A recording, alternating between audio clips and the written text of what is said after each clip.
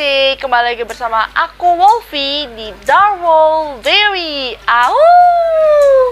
Nah, tapi di belakang kamera itu masih ada abang kita, Bang Pangeran Langit. Cuman dia bakalan bantuin Wolfie doang karena untuk kesempatan kali ini mungkin kita akan membuat channel DWD kita ini agak sedikit berbeda dari yang sebelumnya.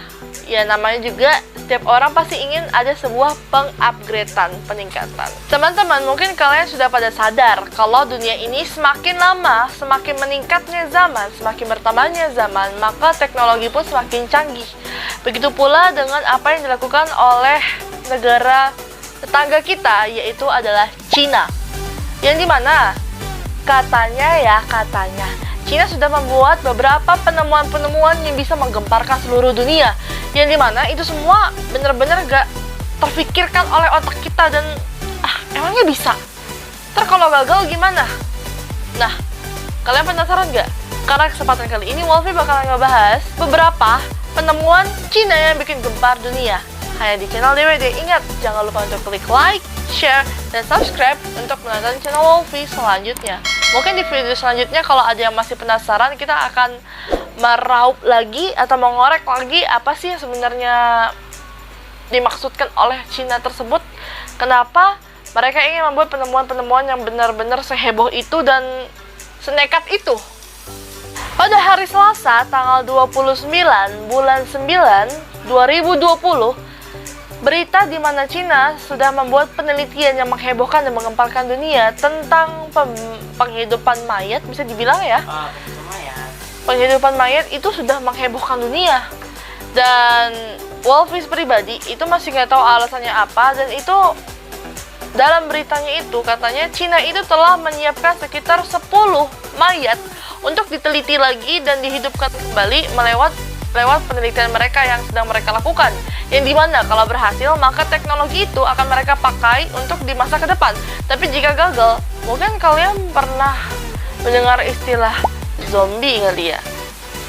Gini deh, coba kita pikirkan buruk-buruknya dulu deh. Kalau misalnya saat penelitian itu gagal dan benar terjadi yang namanya adanya zombie, apakah dunia nggak akan musnah kalau seperti itu? Ya kalian pasti kan, terutama untuk para gamers kan, ada game zombie.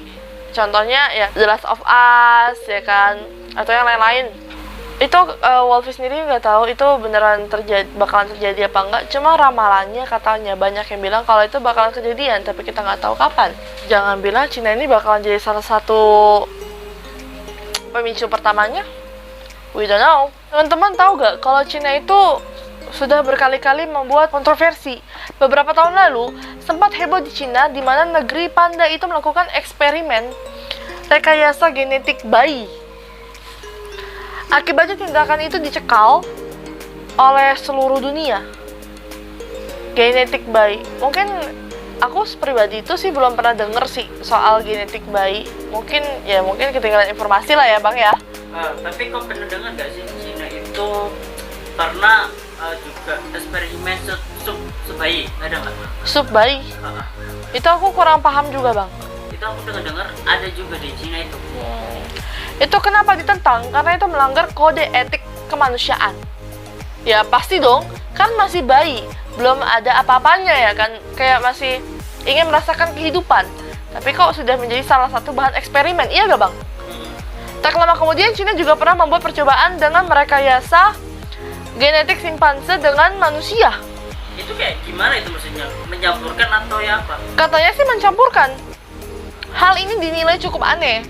Namun penelitian ini tidak begitu heboh dan hanya diketahui oleh sedikit orang. Karena pada dasarnya ya kalau memang kita mengetahui sejarah, kayak ilmu sejarah lah ya kan, katanya kalau manusia purba itu adalah monyet gitu. Jadi monyet itu adalah nenek moyangnya manusia katanya dulu. Cuman kalau memangnya ditelusuri lagi, ya kita nggak tahu itu benar apa enggaknya. Karena kan dulu banyak yang menentang juga soal penemuan itu. Hanya Tuhan lah yang tahu lah ya kan. Masih kontrol Nggak tahu.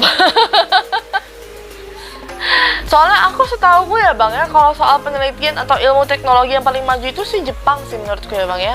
Tapi kalau pemainnya Cina bikin sesuatu, kayaknya dia ingin mengalahkan Jepang. Adu domba. Cina kan terlalu apa ya, istilahnya itu nggak mau kalah. Ya kan? Sekarang aja Cina bener-bener kalau bisa dibilang itu menguasai Asia loh. Jadi Nih, bilang, nih ya. perdagangannya keras juga dia berani apa namanya itu masuk pangsa pasar dengan harga murah, ya kan? Iya sih. Nah, dari semua eksperimen itu, kali ini Cina ini melakukan eksperimen yang tak kalah gila lagi dari yang sebelumnya. Seperti yang Wolfie bilang tadi, mencoba menghidupkan kembali orang yang sudah mati, alias mayat. Lah, seperti ini, kalau memang kita ambil dalam nilai agama lah ya, kita nggak menilai agama manapun, tapi pasti soal orang mati itu pasti di semua agama pelajarin ya kan. Saat kita mati, otomatis kita itu kembali kepada yang di atas. Terserah yang di atas, kita mau taruh di tempat terbaik apa tempat yang seharusnya gitu loh kan. Nah, kalau misalnya kita dihidupkan kembali, masa iya roh kita masuk lagi ke dalam? Iya gak bang? Ya, Berarti itu menentang hukum Tuhan juga.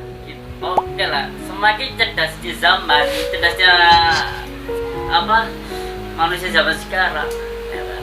Pasti ada aja peneliti yang aneh-aneh. Gitu loh, maklum lah. Nah, untuk melakukan penelitian itu, Cina itu sudah menyiapkan sekitar 10 mayat yang telah dibekukan dan akan dipakai untuk melakukan eksperimen menghidupkan kembali mereka yang sudah mati.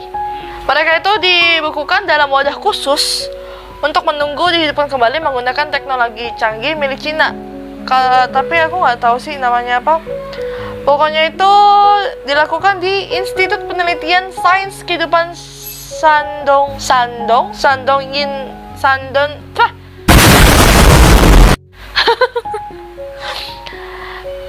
di Institut Penelitian Sains Kehidupan Shandong Yinfeng, satu-satunya pusat di Cina yang membekukan tubuh untuk menunggu kehidupan kembali.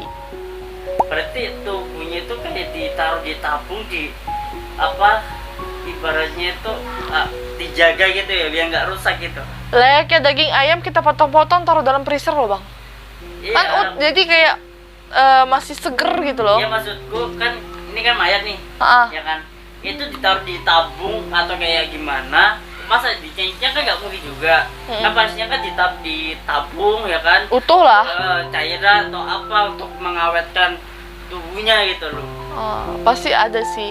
Bukan cairan sih, karena gimana ya? Mereka itu pasti cuma pakai wadah-wadah khusus dan juga suhu-suhu ruang khusus. Kalau cairan, kayak pemain dikasih kayak kimia, ya iyalah dia pasti hidup kembali, ntar badannya udah kimia semua mati lagi lah. Masuk akal gak bang? Iya bisa, cuma ya lihat nanti lah berhasil apa enggak atau nanti penuh dengan kontra atau kayak gimana gitu loh. Ngerti nggak? Iya. Menurut laporan di seluruh dunia, hanya sekitar ada 4 laboratorium yang memiliki fasilitas seperti itu, yang dimana bisa membekukan tubuh manusia untuk menunggu kehidupannya kembali kan. Aduh, aku gimana ya, nggak habis pikir gitu loh. Dari mana ide mereka kepikiran untuk menghidupkan orang mati kembali gitu loh. Tapi Mungkin karena sakit begini ya. Pada umumnya kita itu pasti nggak ingin kehilangan orang yang kita cintai. Pokoknya kita itu punya bukan orang doang, kayak kita punya piaraan, kita punya anjing, ya kan? Anjing kita sayang banget, tiba-tiba mati.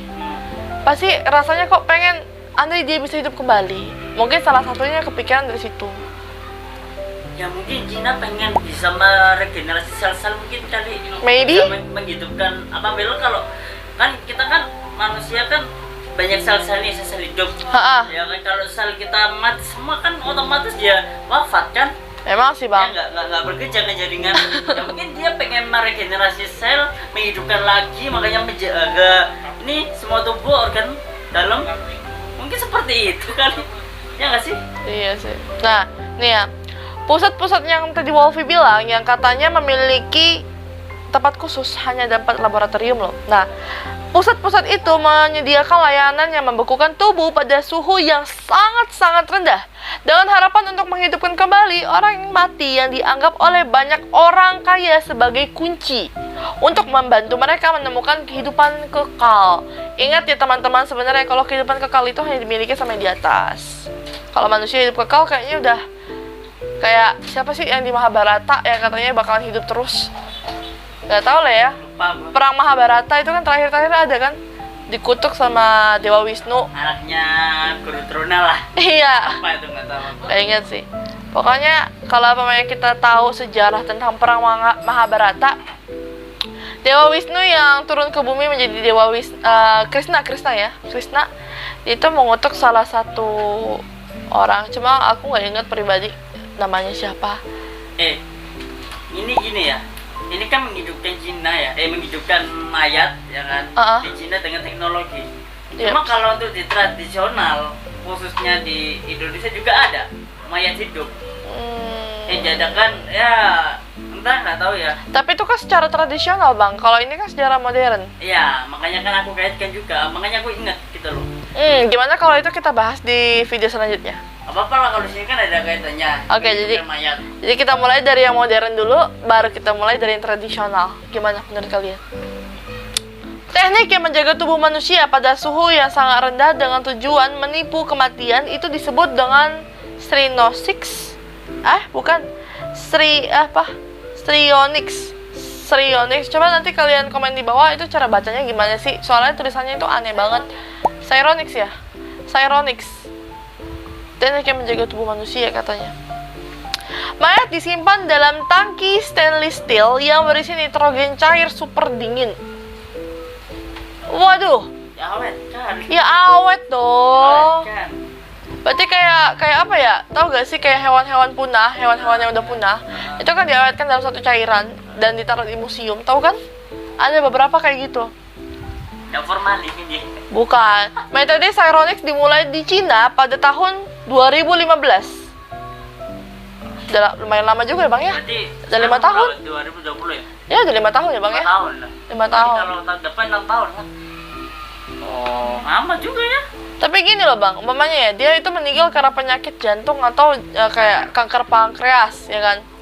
Kira-kira saat dihidupkan kembali, aku yakin kayaknya penyakitnya masih ada deh bang. Apa nggak mati lagi tuh bang? Yang nggak tahu, kan namanya juga otak manusia, nggak ada yang tahu. Otak ada. Aduh. Oh ya, nama tempat yang Wolfie bilang untuk penelitian itu namanya Yinfeng. Itu salah satu kota yang ada di Cina, namanya Yinfeng. Saat ini Yinfeng membekukan jenazah 10 pelanggan yang menggunakan layanan tersebut. Ini adalah angka yang relatif sederhana jika dibandingkan dengan 181 mayat di Ultra Life Extension Foundation. Kalau untuk informasi lebih lanjut sampai sekarang itu masih belum ada, yang dimana kalau percobaan itu berhasil atau gagalnya kita masih belum tahu ya bang ya. Katanya kan masih penelitian dan masih dalam proses. Kita nggak tahu bakalan berhasil apa nggak. Doain aja sih bakalan berhasil. Dan kalaupun gagal, semoga nggak terjadi seperti yang Wolfie bilang. Jangan sampai kayak di film-film atau di games yaitu zombie. Aduh, tolong jangan. Karena kita ini masih punya masa depan, masih punya tujuan hidup, masih punya keinginan gitu loh. Kalau pemain dunia ini jadi zombie gimana bang? Nah itu kayaknya berarti kayak The Last of Us ya? The Last of Us ya? Atau Resident Evil gitu? Resident Evil. Aduh, jangan. Masa Resident Evil sih bang? Ada juga gitu. Bukan Resident Evil bang, kayak World War Z tuh. Tapi keren juga lah perang lah. Wah ini namanya kita promosiin satu game sini. Jangan sponsor ya. Soal tiru-meniru, barangkali Cina adalah yang nomor 1 menurut Wolfie. Karena apa? Mungkin kalian ya sering lihat TikTok, Instagram, atau mungkin channel-channel YouTube yang lain. Kalau beberapa dari mereka itu pintar banget membuat sebuah benda atau berbagai banyak benda yang mengikuti bentuk yang lain. Umpamanya ya, dari sebuah kayu, mereka itu bisa bikin satu kayu itu jadi kayak bentuk naga. Tahu kan bang ya? Jadi mereka itu memahat dengan cara yang benar-benar unik dan cepat. Atau ya, dari batu aki atau batu giok, itu bisa membuat bentuk-bentuknya berbagai macam gitu loh, kayak bisa bikin bentuk ikan koi, bisa bikin bentuk naga, atau bisa bikin bentuk muka orang. Dari plastisin juga mereka bisa, bahkan dari bambu. Mereka itu kan dibilang kan kota bambu ya, apa sih, negara bambu ya, tirai bambu ya. Dan kena itu, nama itu bukanlah sekedar nama. Karena apa? Di Cina itu Wolfie akui mereka itu adalah orang yang sangat kreatif dalam hal yang berkaitan dengan bambu. Mereka bisa bikin cangkir dari bambu, kipas dari bambu, atau apapun dari bambu. Memang itu negara yang kreatif sih menurut aku. Bahkan mainan-mainan Cina itu unik-unik dan murah-murah ya. Banyak banding harga tuh. Aduh. Oppo itu Cina ya? Cina itu berhasil meniru berbagai macam produk, mulai dari barang elektronik maupun mobil. Kalau mobil kita akui banyak sih dari Cina lah ya bang. Masih belum kalau Cina. Walaupun Cina mengeluarkan mobil di Indonesia, aku rasa masih pangsa-pangsanya masih belum belum terlalu luas. Enggak, ini kan dibilang meniru bang. Gitu loh. Kan Cina kan dibilang meniru bang. Iya meniru. Cuma dia umpamanya satu merek lah, Toyota. Nah, iya, dengar dulu. Salah satunya Toyota. Kita tahu kalau Toyota itu berasal dari Jepang. Tapi beberapa informasi dikatakan bahwa Cina itu sudah membuat berbagai jenis mobil yang meniru Toyota. Nggak usah sebut lagi yang lain lah. Satu merek aja bang. Karena kita nggak mungkin mempromosikan semua merek bang.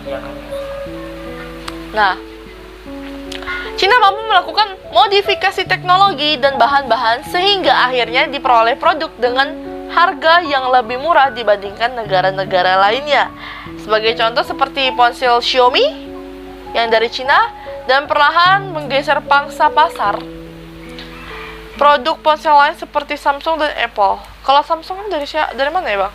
Samsung luar lah ya. Apple udah pasti dari luar sih kalau Apple. Dan Xiaomi udah pasti sih. Itu dari namanya udah ketahuan dari Cina sih. Xiaomi, Oppo itu dari Cina lah ya.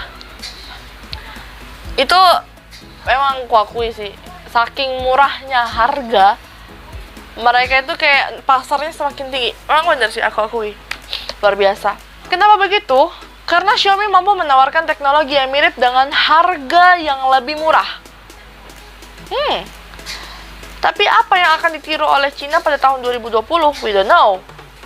Barangkali ini yang lagi spektakuler. Kira-kira apa ya bang? Hah?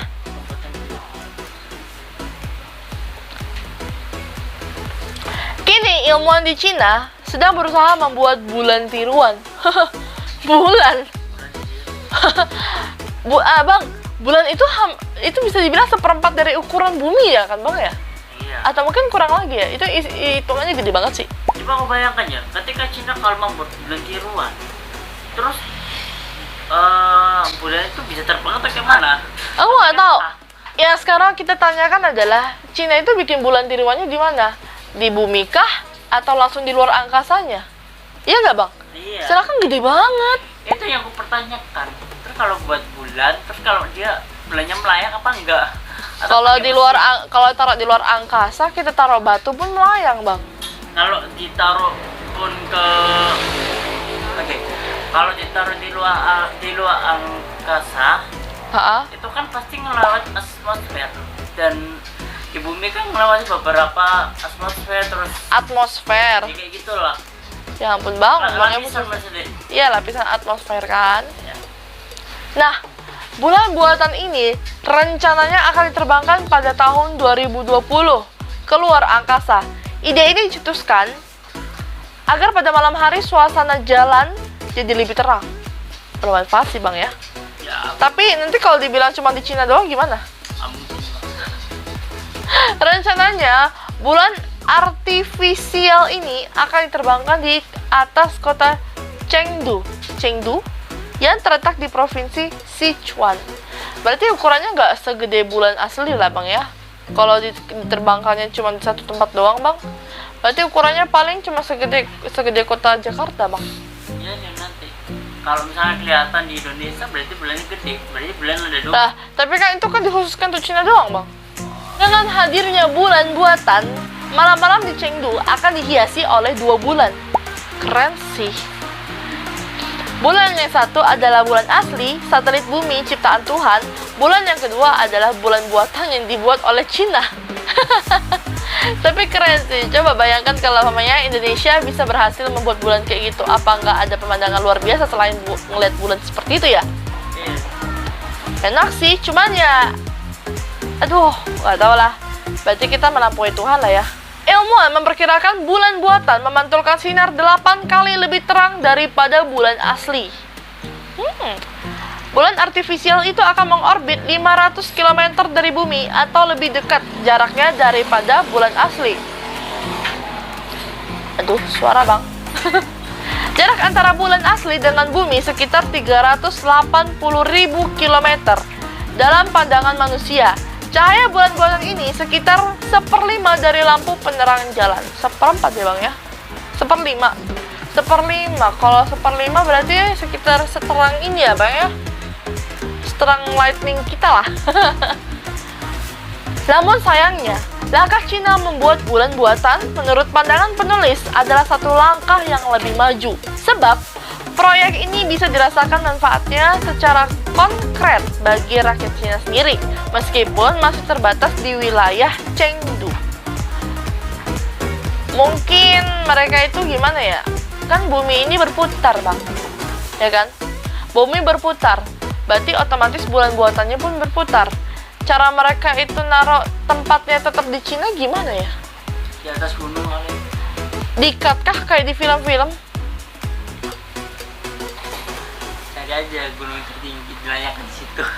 Aduh, kalau pemain kalian pernah nonton film Disney, film lama sih, kartun lama, judulnya itu Mune, M-U-N-E.